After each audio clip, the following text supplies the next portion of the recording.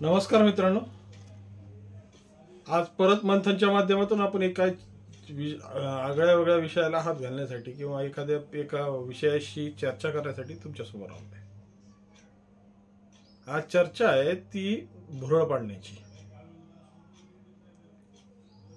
ही भुरळ सामाजिक पटलावर गेल्या 25 वर्षापासून याचं भांडवल करून सामाजिक दायित्वामध्ये आपली पोळी भाजण्यासाठी प्रत्येक जण अट्टहास करतो। गेल्या 25 वर्षापासून हे लावलेलं कोपराला लावलेलं गुळ आजही बीडकरांना खाता आलेलं नाही। फक्त आशा आहे फक्त येण्याची, प्रत्येकाचे डोळे शिणले। ही ट्रेन, ही आगगाडी, ही झुकझुक गाडी कधी धावते। झुकझुक गाडी हे प्रत्येक जिल्ह्याचा एक विकासाचा खूप मोठं मार्ग आहे। रेल्वे आली की सामाजिक परिस्थितीमध्ये खूप मोठा हा प्रवासाचा अंतर किंवा प्रवासाचा टप्पा कमी होतो। दळणवळणाची साधनं वाढतात।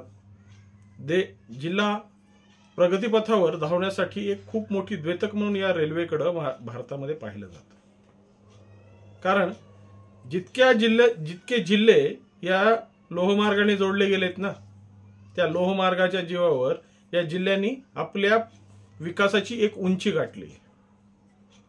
तिथला शेतीमाल असो, उद्योग व्यापार असो, सामाजिक पटलावर सर्वसामान्यांना करता येणारा प्रवास असो, या सगळ्या गोष्टी या लोहमार्गाच्या मुळे मुक्त होतात, मोकळे होतात। आणि हा लोहमार्ग सामाजिक परिस्थितीमध्ये एक विकासाला गती देणारी मार्ग म्हणून विख्यात आहे। परंतु गेल्या 25-30 वर्षापासून फक्त बीडकरांना या आश्वासनावर जिवंत ठेवलंय की रेल्वे येणार आहे। मोदींची ही तशी 9 वर्ष पूर्ण झालीत। 9 वर्ष पूर्ण झाल्यानंतर सुद्धा अजूनही रेल्वेचं काम पूर्णत्वाला प्राप्त झालेलं नाही।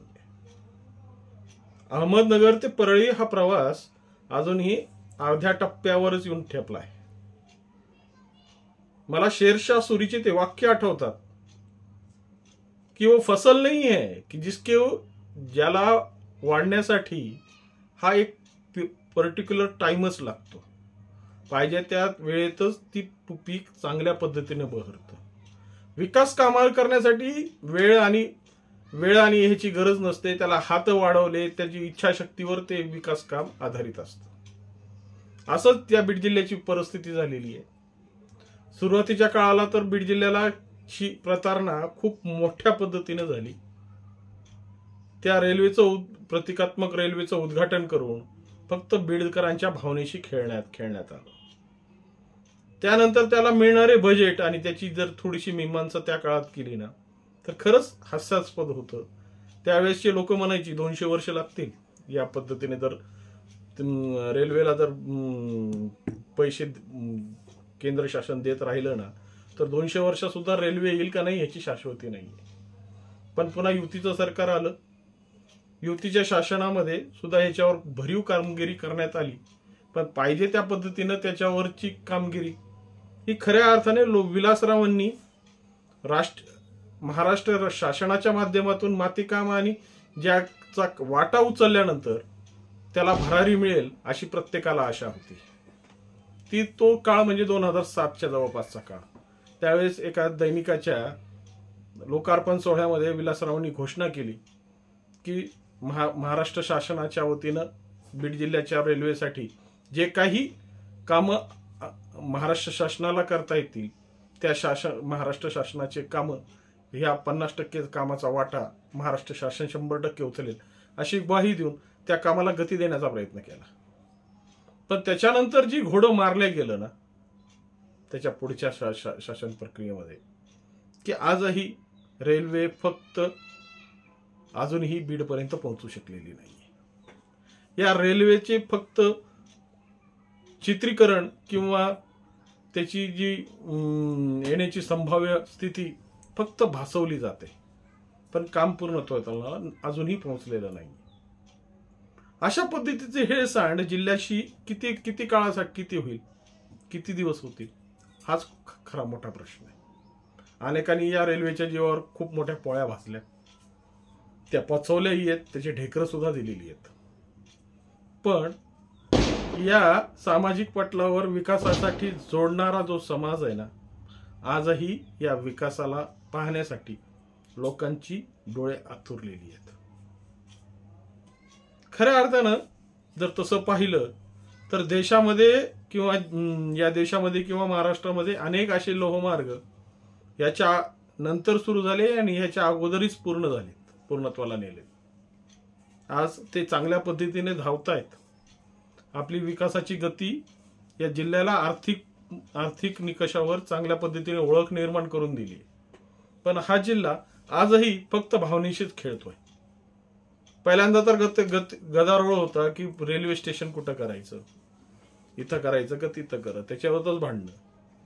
ते भांडणं कशी तरी संपुष्टात आली, जागा फिक्स झाली, सगळ्या गोष्टी हे करण्यात आल्या. पुन्हा भूसंपादनाचा काहीतरी अडचण आलीच.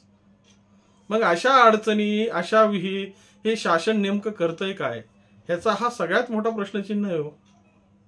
कारण जिल्ह्याच्या विकासात आजही या शेतकऱ्यांना, इथल्या विद्यार्थ्यांना, इथल्या व्यापाऱ्यांना आजही प्रतीक्षा आहे की हे काम लवकरात लवकर पूर्ण व्हावं. या जिल्ह्यामध्ये रेल्वेचा जो डबा आहे ना, रेल्वेचं जे इंजन आहे ना, ते चांगल्या पद्धतीने धावावं.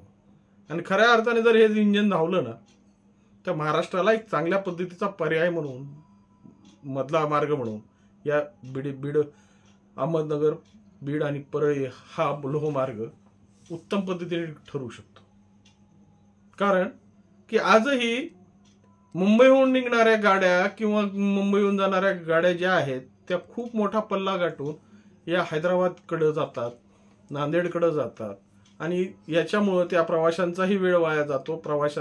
त्या लोकांचं तिकीट तर वाढतंच, पण त्यांचा वेळ इतका वाया जातो ना की त्या वेळेला कुठेतरी बंदिस्तात कमी ह्याच्यात करता येईल, ह्याच्यासाठी हा पर्याय मार्ग आहे. पण न जाणे कोणती भावना आहे आणि कशामुळे हे सगळे काम रखडले आहेत. आजही या कामाचं पूर्णत्व प्राप्त होताना दिसत नाहीये. नेहमी म्हणलं जातं की या वर्षी ट्रेन येईल, त्या वर्षी ट्रेन येईल. ट्रेन फक्त कुठंतरी विकासाच्या गोष्टीमध्ये अडकली का राजकारणाच्या कुरघोडीमध्ये अडकली, हा प्रश्न मात्र बीडकरांना अजूनही समजलेला नाही. बघा ना तुम्ही की सामाजिक पटलावर इथला शेतकरी आजही कितीतरी उत्पादन आहेत की जे एका ठिकाणून, म्हणजे मुंबई सारखी व्यापारपेठ पाहण्यासाठी आजही त्यांचे डोळे आकसलेले आहेत. कारण की रोडवेजनं किंवा रस्त्यांच्या मार्गाने हे पोहोचणं इतकं सहज शक्य नाही आणि त्याला खर्चही जास्त येतो. त्यामुळं जर रेल्वे आली तर इथल्या शेतीमालालाही सुद्धा चांगल्या पद्धतीचा भाव मिळेल, इथल्या फळबागांनाही चांगल्या पद्धतीचा भाव मिळेल, इथल्या फुलशेतीलाही चांगल्या पद्धतीचं वाव मिळेल. आणि मुंबईसारखी आर्थिक राजधानीशी आमचे संबंध जोडल्यामुळं जी काही लोकांची तिरदातिटपीट होते ना खरेदी करताना, किंवा व्यापाऱ्यांना जेव्हा खरेदी करून आणण्यासाठी जी मोठी तिरदातिटपीट सहन करावी लागते ना, हे सगळे प्रश्न आपोआप ह्या रेल्वेच्या माध्यमातून सुटतील, हीच आशा सर्वसामान्यांची. पण आजही या सगळ्या गोष्टींचा जर उत्तर असेल ना, फक्त धावत्या काळामध्ये आष्टीपर्यंत रेल्वे आली, आष्टीपर्यंत त्याचं उद्घाटन झालं, अंमळनेरपर्यंत आली, अंमळनेरपर्यंत ते स्टेशन चांगल्या पद्धतीने झालं, अशाच पद्धतीच्या गोष्टी समोर येत आहेत. परंतु जी परळी ते अहमदनगर जेव्हा रेल्वे धावेल ना, हा लोहमार्ग पळायला लागेल ना, तर आपोआप इथल्या लोकांच्या आर्थिक विकासाला, आर्थिक बाबींना पंख फुटतील आणि सामाजिक दायित्वामध्ये, सामाजिक विषयांमध्ये ही रेल्वे नक्कीच विकासाचं एक द्योतक ठरेल, अशी प्रत्येकाला आशा आहे. पण ही आशा कधी पूर्ण होईल हे देवालाच ठाऊक. यामुळं या राज्यकर्त्यांनी, या राजकारण्यांनी याच्याकडे लक्ष घालावं. सामाजिक परिस्थितीमध्ये काही तुमची उणेदुणे असतील, ते उणेदुणे सामाजिक परिस्थितीमध्येच ठेवा.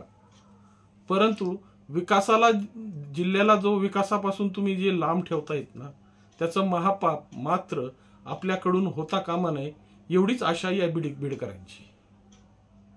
विचार करा की तुम्ही सगळ्या गोष्टी देताय सामाजिक पटलावर, आजही जिल्ह्यामध्ये 3 राष्ट्रीय महामार्ग धावत आहेत, पण ते फक्त कागदावरच आहे. फक्त सोलापूर धुळे हायवे महामार्गच आपल्याला पळताना दिसतोय. राज्य महामार्ग 11 आहेत, पण या राज्य महामार्गाची परिस्थिती पाहिली ना तर डोळ्यात पाणी येतं. मग कुठेतरी हा रेल्वेचा प्रवास लोकांपर्यंत पोहोचेल, लोकांच्यासाठी एक विकासाची आस ठरेल, याच उद्देशाने या बीडकरांचे लक्ष या रेल्वेकडे लागलेली आहेत. तरी हा प्रश्न शासनाने लवकरात लवकर तात्काळ निकाली लावावा आणि ही रेल्वे कशा पद्धतीने लवकरात लवकर जिल्ह्यात धावेल याकडेच लक्ष ठेवावं, एवढेच अपेक्षित. नमस्कार.